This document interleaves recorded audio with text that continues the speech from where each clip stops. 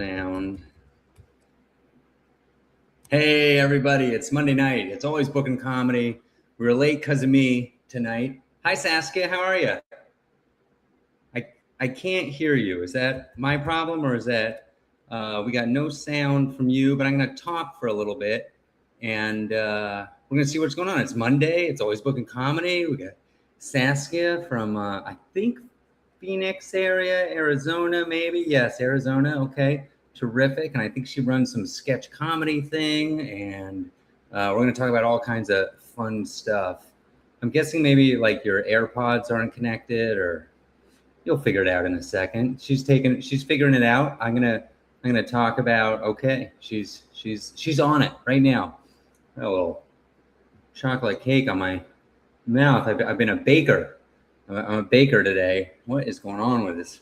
It's terrible. We need a commercial break to fix the chocolate that's all over my face and fingers. What is happening with this chocolate? This is crazy. Oh, she's back on a different. Oh, there I am. Okay, so I'm on my phone. I was on my laptop earlier. Can you hear me now? I can hear you now. You're terrific. There we go. Perfect. Okay. How are you? I'm great. How have you been doing? I'm fantastic. Busy. Just did a show the other night. Packed out. Super fun. I love running shows when they work. Well, yeah. I live in Denver, and the big club is called Comedy Works. And I say that phrase all the time these days. I'm like, when comedy works, it is so much fun. You know, when you get like an audience that's receptive, you got the right comedians, you got the right lighting and sound, like everything is just jiving. It is like 1,000 times more fun than when comedy doesn't work, which does happen. You know, you get drunk hecklers or just like 12 people in a 100-person space, or a comedian shows up drunk, or, I mean, that last one rarely ever happens. The comedians are come on, you don't like that. You don't secretly love having to dig yourself out of a hole that you didn't even dig. You don't love that? Right. That is not my favorite. But when things do work, like I knew this last show, it was up at a theater in Breckenridge, and everybody was so nice during the check-in process. I'm usually the guy that checks in people, or part of the team. And at that particular theater, we tell them where to sit, which is pretty common in a lot of comedy clubs, but not folks who haven't been to comedy clubs. They don't always appreciate it. They're like, I bought a ticket. I can sit wherever I want. And this particular show, just everybody was cool. And they were like, yeah, I'll sit anywhere. Doesn't matter to me. And we filled in every single seat. It was awesome. It was like a game of Tetris. I love that. I love that, because that's one of my biggest pet peeves in life, is to go to a show and none of the front row seats are filled up. I did one. I'm like, someone please do that, because we need that. I did one in Utah. There were like 150 people there, but the front center 6 chairs completely empty. I'm like, man, it would have taken so little effort to fix that. Yeah, it's a bummer. But anyways, the point is, when comedy works, which I would trademark if Comedy Works wasn't already a club that is like the biggest club in my market. Like I just say it all the time. When comedy works, it's the best thing ever. I was driving this headliner around. He's been on HBO and Comedy Central. I was just telling him, like, that was a great show. That was a fun show. The show before, the night before, super fun show. When comedy works, it's the best. I was just going to say, it sounds like that was the best night. And I've had a couple of those recently too. So I'm right there with you. Let's hear about it. Tell me about like the venue, the comics, any kind of challenges, anything that went great. Sure. You got people tuning in online. You can ask questions if you're online. This is basically a show about working comedians, just talking, gossiping. Yes, talking shop, as they say. I'm glad that you used the phrase working comedian. That was always kind of my goal when I started to take comedy more seriously.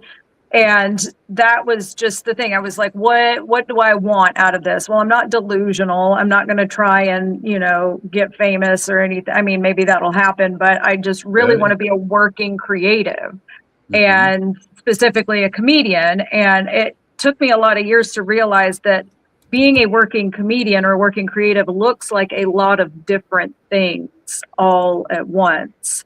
Sometimes intersecting and sometimes not. At Starbucks. Yeah, it looks like a lot of things. Yeah, but Before I that mean, show. I stay busy here, and I've had a really nice little blossom of creative energy here lately.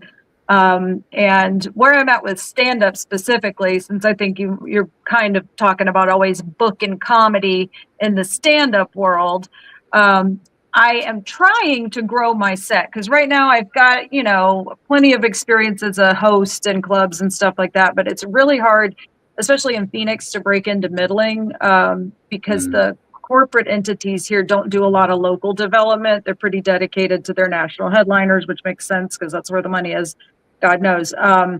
But so, in an effort to serve my own set and to get better at doing longer sets, I started traveling a little more in this past. I was about to tell you a secret.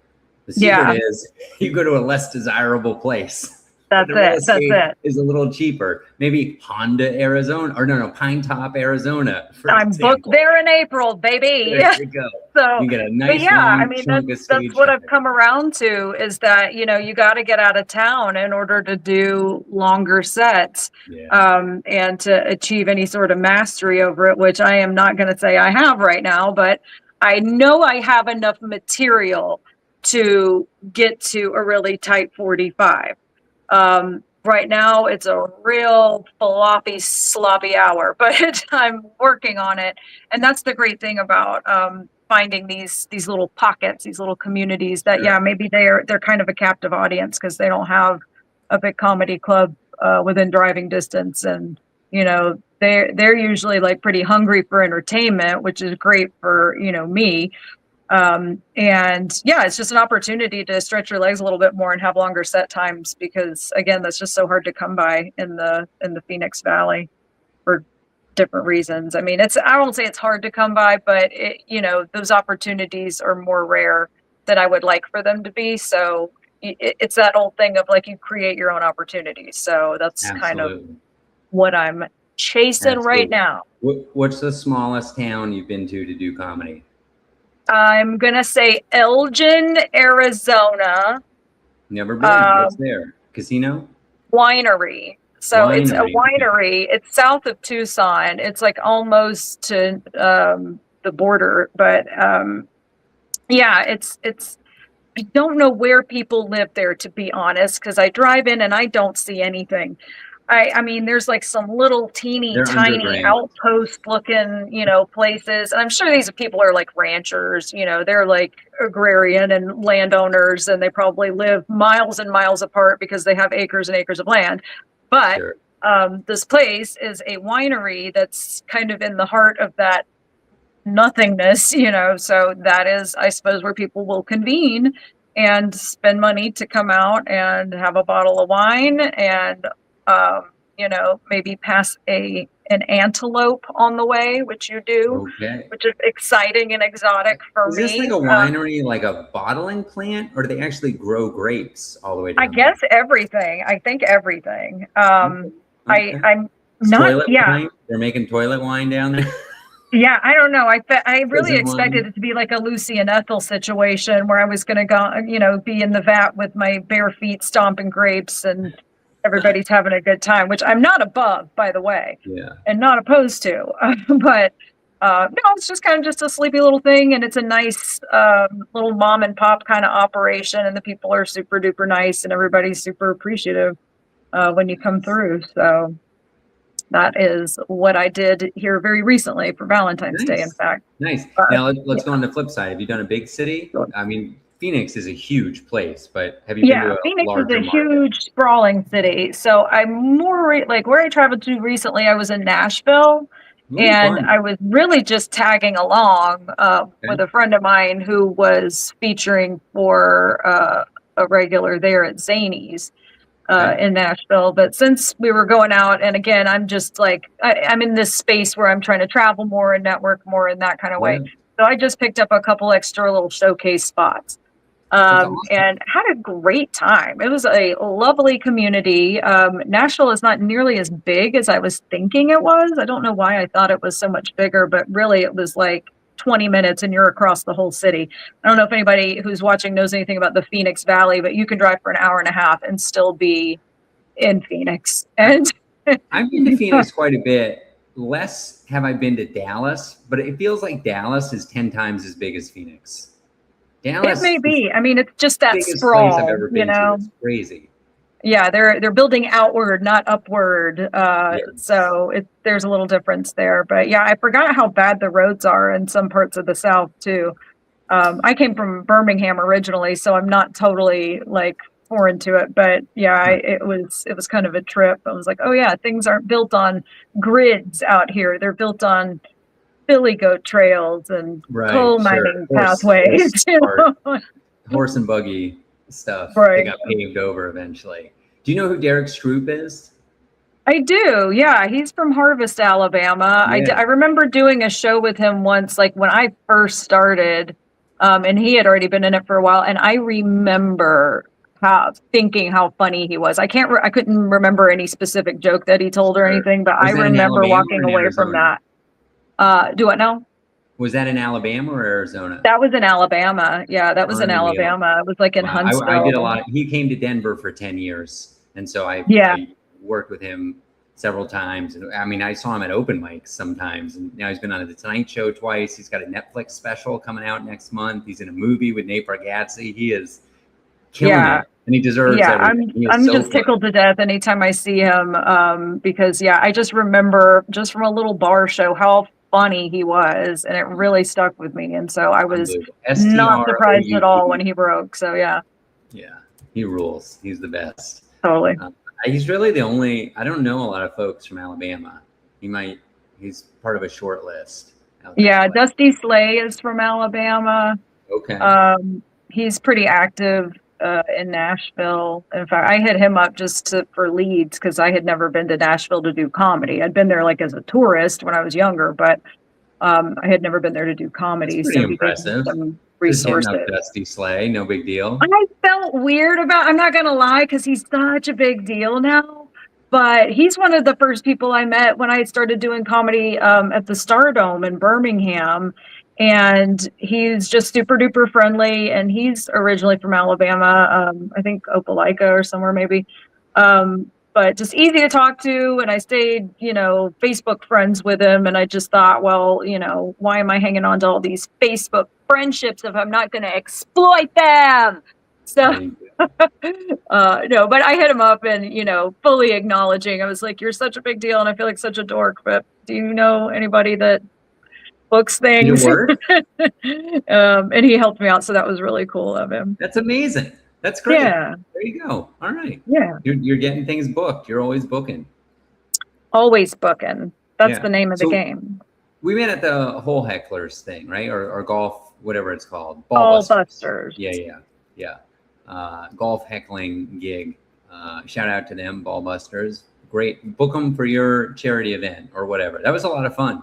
I wish I would have worked on your hole because we kept having golfers come through and say that lady on the other heckling thing is killing it. There is something uniquely masochistic about a golfer who just loves being dressed down by a middle-aged woman. And I am happy to do that. I can't believe they pay me to do. I mean, dreams really do come true, kids. I can't believe they pay me to make fun of poorly dressed men. I was going to do that anyway. That's amazing.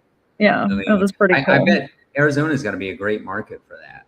Yes. Oh my God. They're blowing up too. It's Gateway Golf Group and they do a lot of like fun, whole alternative things, and games and stuff like that. But yeah, they have a huge presence here in Scottsdale and I've already got like 6 of those gigs on the books for the next couple months here. So yeah, golf is a big deal here in Phoenix. Cool. I'm going to be down there, by the way, in, late June, is it? Yeah. June 19th and 20th, I'm at JP's Comedy Club, and June 26th and 27th, I'm at Stir Crazy Comedy Club. So have you ever been here that time of year? Yeah, every year. Okay. That's another secret.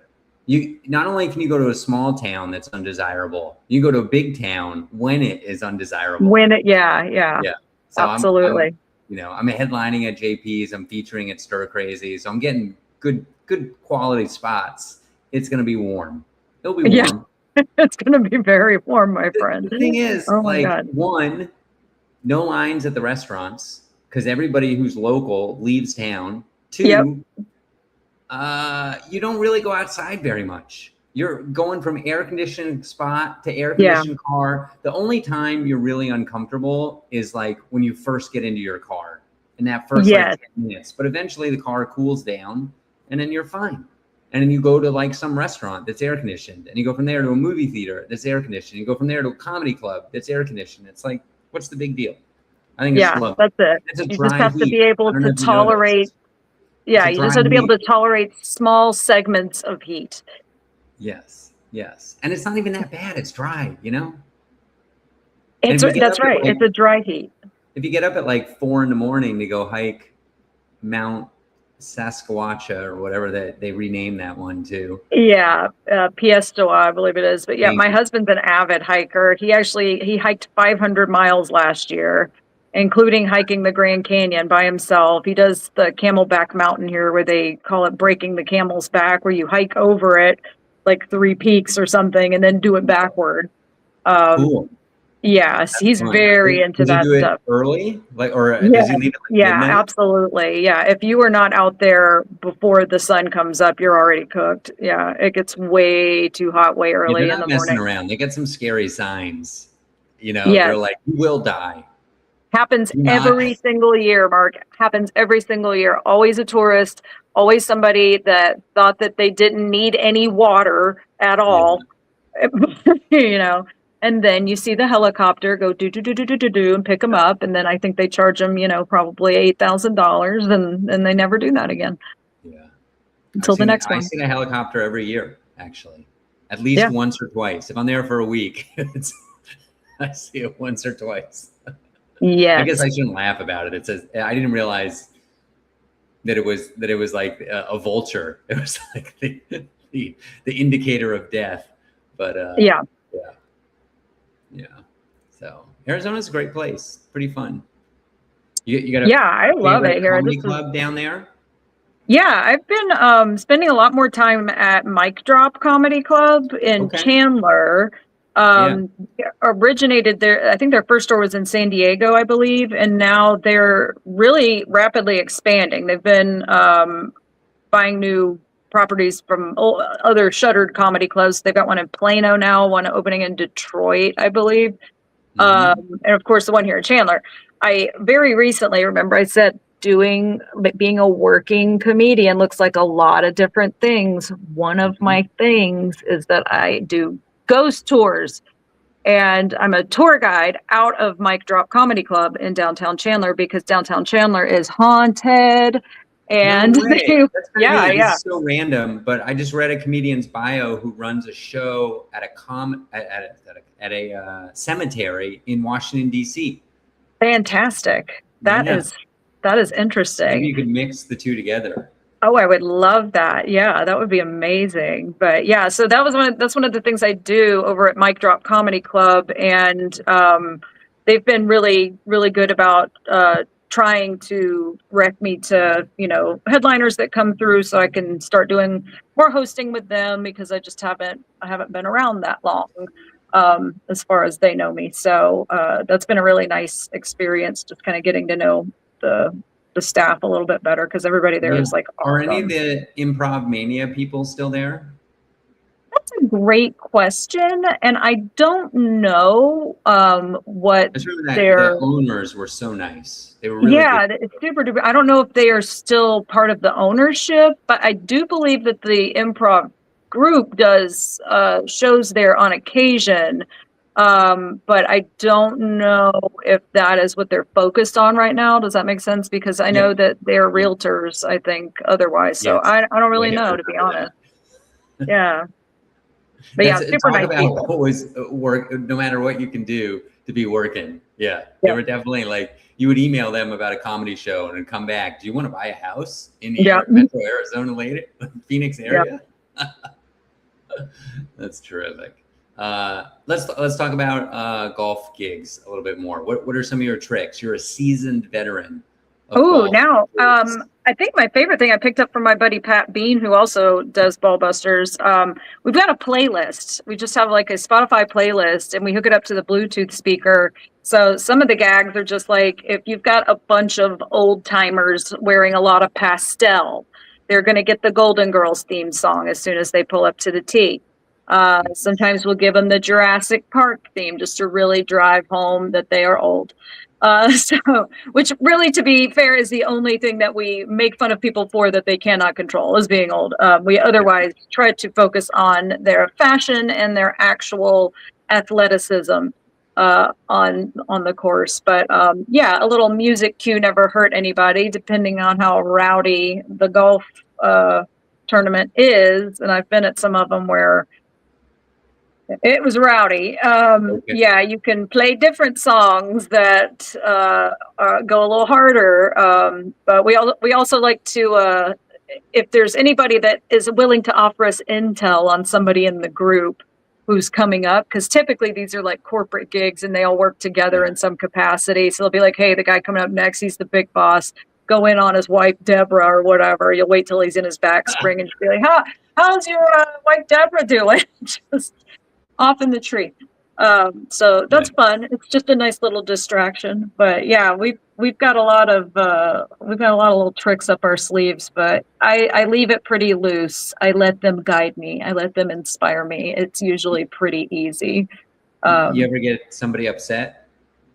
Not really. No, because people know what they're getting into. I mean, it's branded. It says very clearly this is the heckler's hole. We had a lot of people who were surprised during the first half of the day. They were like, oh, what's this?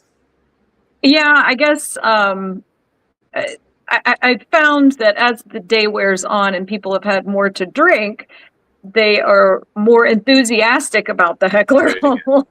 The first one of the day is never really a banger. You know, you're just getting warmed up. But for sure, that's the earliest I've ever done comedy. Yeah, isn't it strange? I think like the meetup time was like 7:30 a.m. or something like that. Oh yeah, it's crazy to be like up before the chickens and getting ready to gig. But yeah, it's such a good time. I wouldn't have it any other way. It's a great way to spend an afternoon or a morning is just out on the green enjoying the good weather. Yeah. That was amazing. Hey, we got a question from North Carolina here for Saskia. How do you handle your scheduling with golf, shows, ghost tours, etc.? Very good question. I have to be very intentional. I've very recently weaned myself off of a paper calendar, which I used for years and years and years. But it got to a point where I was on the go so much, and if I didn't have it in my paper planner, then I also had like a show calendar that I would keep for my website. And I just realized I was like, I can't keep two calendars. It's just too difficult. So I kind of lied to myself that I still keep two calendars, but they're both Google calendars. Just one's a personal calendar and one is my show calendar. So anything that's a gig that I would want the public to know about, that's going to go on my Saskia Bee Comedy Google show calendar. If I've got personal appointments, like I'm going to the dentist or, you know, whatever, like I don't want people to know when I'm at the dentist. So that's on my private calendar. And the way the Google Calendar sync up is just that you can toggle on and off and just kind of say everything that you've got going on without feeding all of your private information to your public website, which is how my website is kind of wired right now. It's just pulling from my Google calendar, but it's only pulling from the comedy calendar, not the personal one. So that's something that I implemented very recently. And now that I've got all of that in a common interface, that has made it a ton easier to just keep everything on top of it. So I just have to schedule it when I know about it and not wait. If I have messages that I have not responded to, those stay like they're unread until I can respond to them. So I'm just trying to never, let those loose ends build up. I just deal with it as it comes and move on. How do you deal with sending avails if somebody's like, hey, we want to book you in September? Yeah, that's a good question. Avails can be so different for whoever the producer in the show is. I have to do my avails all the time, so it's a pretty regular thing for me, which again is why the Google Calendar comes in handy. Different jobs want different avails for instance, so like my ghost tours job, as an example, they want your unavailability. So they want your conflicts. And that's the same for Mystery Mansion, which is also the dinner theater company I work for. They want your conflicts for the month. And then that way they know what you're not available for. So whatever they schedule, they know they can pick you for that. Right. The way I do my game show job schedule, that goes through a different kind of interface. They've got a Slack channel, blah, blah, blah. So you submit your avails as you're able. I do mine about once a week or once every other week, and just say, the shifts you would be willing to take during that Does a block of time. human read that, or is it like automated? It's human. Okay. Yeah. That'd be pretty clever if it was, yeah, a machine basically that was doing the scheduling. Yeah. But with like stand-up avails, that I handle a little bit differently. That's again, it'll depend on who booked me. So if it's like going to the casino, for instance, I usually will follow up after I do the casino gig and let them know that I received my payment, and always write a nice email to the, assistant who does all the admin work to get you your hotel and stuff, and let them know that you appreciate them. And then try to touch base with the booker and let them know about your experience and that you want to get booked again. So give me a date again. And then you just needle them until they give you the date again. So be a little persistent. So with the casino ones, I like to go ahead and like book the next one after I've completed the current one on the books. Yeah. For clubs, different clubs, they want your avails, like Stir Crazy, for instance, they want you seasonally. I think is how they do their booking. So they want you to send it, every few months. So like, don't be bothering them every week. That's crazy, that kind of thing. And then you have your independent shows, or like these winery shows that I've been doing. And that's just subject to whatever they have booked to give bookings out for. Because unlike a comedy club, it might not be a regular offering. It might be a one-off, or it might be a seasonal thing, or a monthly show, or something like that. So you just have to be ultra conscientious of everything, and that is the answer. It's just you have to have a head for details to some degree, and follow through when you are, able to do that. Don't procrastinate. Speaking of seasonal, are the ghost tours seasonal, or are they outdoors and only happen when it's reasonable weather? Yeah, we will, I'm sure, cancel for rain and stuff like that, because it only rains 12 times a year in Phoenix, so it's not very often. But those tours, they have different ones, actually. So one is just a standard history tour. So that doesn't really have like the ghost element to it. That's just for people that are genuinely curious about the history, because it is a very nice little downtown area. And then we also have the ghost tours, which are ghost stories and that kind of thing. And then we also just recently implemented the Strange Chandler walking tour, which is about like UFOs and aliens and weird lights in the sky and cool stuff like that. So there's different kinds of tours you can take. And then during the Christmas season, we had a holiday themed one, which really was kind of a lot of the same ghost story elements, but we just really picked and focused on the ones that were holiday oriented. So, but yeah. Scrooge. Yeah. Yeah. All right, we got to start winding this down. I want to tell you a quick story about Liza Banks Campagna out of, I hope I'm saying her last name right, out of Washington, D.C. She was a comedian. She did tours of, museums in DC, Washington, DC. She moved to New York City. She started her own tour company, giving tours of Grand Central and art museums in New York City. And she was just like a month ago on the Today Show with Al Roker. And crazy. Cool. So you might be interested in checking her out and her career trajectory. She's killing it out there and very funny. And so, there's a big contingent of comedians who are doing tours. stuff. So Yeah, that's great to hear because practice. it is a ton of fun. Like when I first started, I was like, I don't know what I am doing, but I'll figure it out. And over the last couple months, I've found my pocket with it, and now I'm really having fun. That's So as awesome. long as I'm having fun, I'll keep doing it. Cool, Saskia. All right, how can folks find you? Oh, folks can find me on the Instagram at BEESASKIA. That is probably the easiest way to find me. I'm also on Facebook at that same moniker. Okay. And she's Yeah. friends with Dusty Slay, everybody. All right, everybody have a great week. We'll see you next Monday. Stick around for a second, Saskia. And bye-bye, everybody.